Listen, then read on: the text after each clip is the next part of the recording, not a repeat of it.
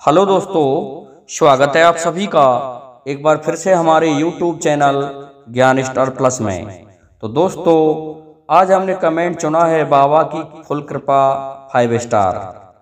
दोस्तों, इन्होंने हमसे प्रश्न पूछा है कि कुछ करनी कुछ कर्म गत, कुछ पूर्व जन्म के भाग, जम्मू ने तो यू कियो, तू के करेगा काग। दोस्तों, बहुत ही सुंदर पहेली इन्होंने हमसे पूछी है और इस पहेली का उत्तर जानने से पहले यदि आप हमारे चैनल पर नए हैं तो आप हमारे उत्साह को बढ़ाने के लिए हमारे चैनल को सब्सक्राइब जरूर कर दें, साथ ही बेल आइकन को भी प्रेस कर दें जिससे कि आने वाले वीडियो का नोटिफिकेशन आप तक पहुंचता रहे। दोस्तों, ये कथा कुछ धार्मिक है और कुछ एक कहानी की तरह है। दोस्तों, ये प्रसंग इस तरह से है। एक बार एक सेठ के यहाँ एक लड़की थी और वो लड़की जवान हो गई। जब वो लड़की जवान हो गई तो सेठानी कहने लगी कि ऐसा है सेठ जी, हमारी लड़की के लिए वर ढूंढ कर आओ। तो दोस्तों, प्राचीन समय में क्या था कि लोग योग्य व्यक्ति ढूंढा करते थे और सेठ साहूकार ज़्यादा पैसे वाले हमेशा से होते ही हैं। तो जब वो जा रहे थे तो उसी समय सेठानी कहने लगी, सेठ जी, हमारी लड़की को इस तरह का वर ढूंढ के आना है जिस तरह की हमारी लड़की योग्य है। तो दोस्तों, लड़की पढ़ी थी उस समय कोक शास्त्र। तो कोक शास्त्र पढ़ने के कारण लड़की बहुत ही विद्वान थी। तो सभी जगह सेठ जाता और पूछता कि आपका लड़का कितना पढ़ा लिखा है।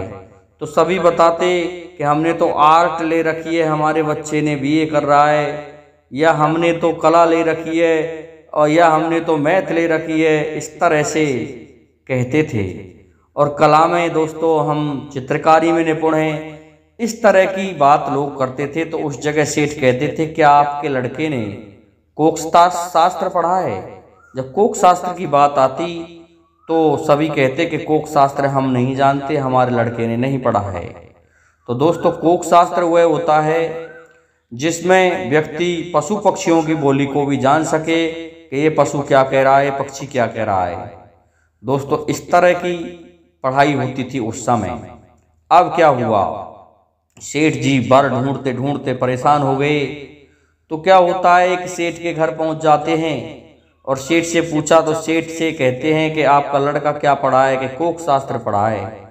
दोस्तों, वो पढ़ा तो था लेकिन पूरी तरह उसके पास में मास्टर डिग्री नहीं थी। और जबकि लड़की मास्टर डिग्री लिए हुए थी, पीएचडी थी।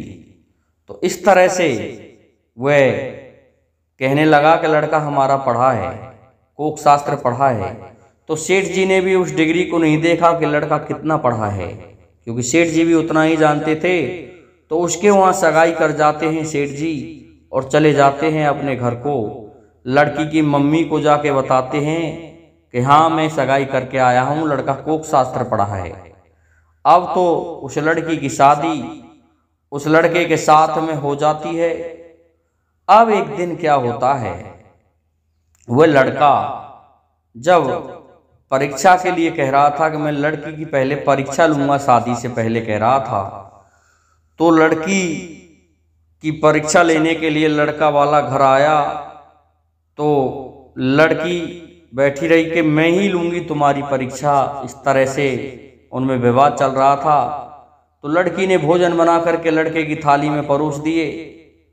और जब लड़के ने कुछ समय बैठ जाती है और आदेश नहीं दिया कि आप खाना प्रारंभ करें, लेकिन उसी समय एक चींटी आती है और उसकी थाली से एक चावल के दाने को लेके जाती है। दूसरी चींटी कहती है कि ये सेठ का लड़का है और मैं इसकी थाली में नहीं घुस सकती, क्योंकि मैं पूर्व जन्म में और मेरा नीच घर में जन्म हुआ था। इस कारण से मैं इसकी थाली में नहीं जाना चाहती, क्योंकि इसका धर्म डिग जाएगा और मैं इसका धर्म नहीं बिगाड़ना चाहती। इस बात को सुनकर के लड़का हंसने लगा। तो लड़की कहने लगी, किस लिए हंस रहे हो? कि तू ही समझ में किस लिए हंस रहा हूँ, ये चेंटी क्या कह रही है? कि ये चेंटी इस तरह से कह रही है, तुम ही बताओ। तो लड़के ने कहा ये इस तरह से कह रही है। तो लड़की समझ गई कि ये पढ़ा लिखा है और ये संबंध पक्का हो गया और उससे शादी हो गई।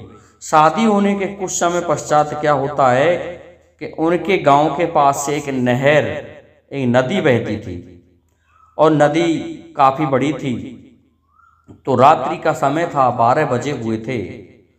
तो उस समय एक सियार ने जंगल में आवाज लगाई कि कोक पड़ंता ए सखा जम्मू शौन विचार, लाश नदी में बह रही जाकी जंगा में लाल सिले हुए चार। इस तरह से उस सियार ने कहा। उस सियार की आवाज को वो लड़की जगी हुई थी, वह सुन रही थी। तो उसने उस साहूकार के बच्चे को खूब जगाया, लेकिन वो जगा नहीं। इतने में वो समझ गई कि बह के आ गई होगी वो लाश।